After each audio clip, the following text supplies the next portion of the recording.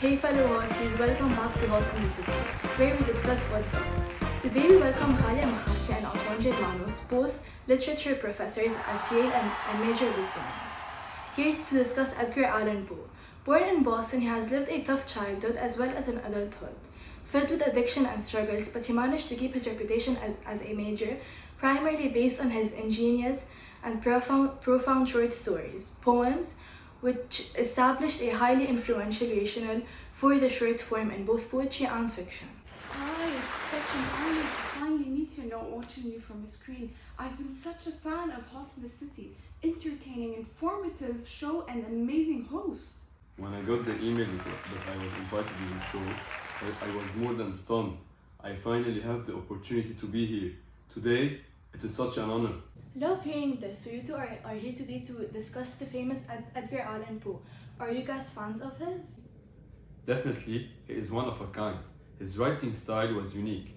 He was one to build the idea of horror and expand the concept of it. Agreed. Marvelous writer credited with initiating the modern detective story, developing the gothic horror story, and being a significant early forerunner of the science fiction form. For starters, could you define Gothic fiction? What makes it so special? In the most general terms, Gothic literature can be defined as writing that employs dark and picturesque scenery, startling and melodramatic narrative devices, and an overall atmosphere of exoticism, mystery, fear, and dread. Often, a Gothic novel or story will revolve around a dark, large ancient house that conceals a terrible secret or serves as the refugee of an especially frightening and threatening character. In addition to that, Gothic stories are haunting and eerie. In fact, Gothic architecture plays a big role. Abandoned buildings, large mansions, bold structures like abbeys, dungeons, haunted or isolated houses, as well as for the characters, we'll often find ghosts, madman, scientist, a character that has risen from the dead. That's it. Gothic literature is disliked by many because of its raw content. How come you enjoy Gothic fiction? For starters, it clearly isn't for everyone. In a Gothic novel, the suspense never leaves. You read a page and you are so excited to know about the next one. It keeps you thrilled.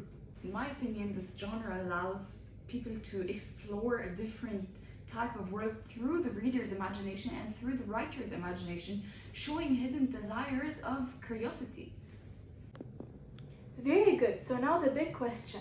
What, in your opinion, makes Poe's stories Gothic? Among the elements of the Gothic that runs throughout the works of Edgar Allan Poe include the theme of death and decay, which is almost always a staple in Gothic fiction, the theme or presence of madness, insanity, or other internal chaos, the supernatural in all of its forms, and haunted or creepy locations. Most stories by Poe possess most of these Gothic qualities.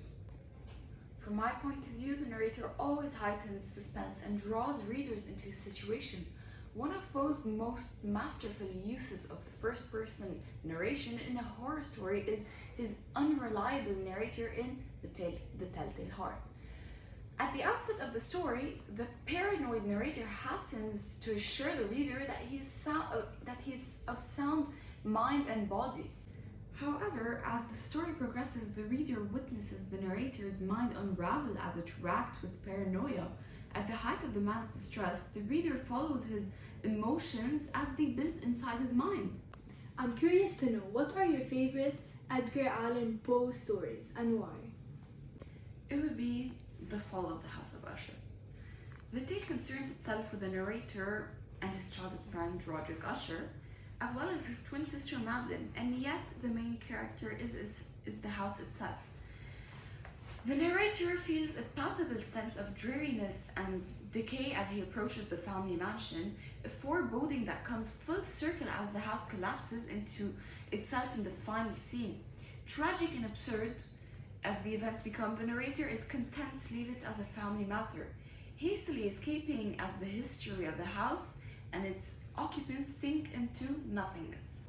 I mean, come on, the best Poe story is none other than the Telltale Heart. We can't say why, but amongst the things that haunted Poe, eyes seem to keep popping up. He often portrays narrators who are intimidated by what lurks inside those dark sockets. The narrator goes to the extent of murdering an old man simply for his vulture's eye, which is completely irrational. The man's eye are the source of his uncalled for death, but it's his beating heart that ultimately urged the deed, and later betrayed the narrator's guilt in this darkly playful tale of paranoia.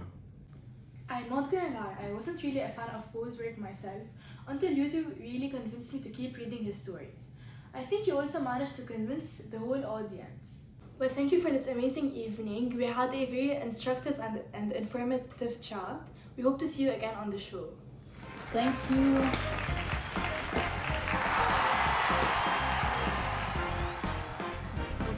See you tomorrow, Hotties, where we welcome John Green to talk about romance novels.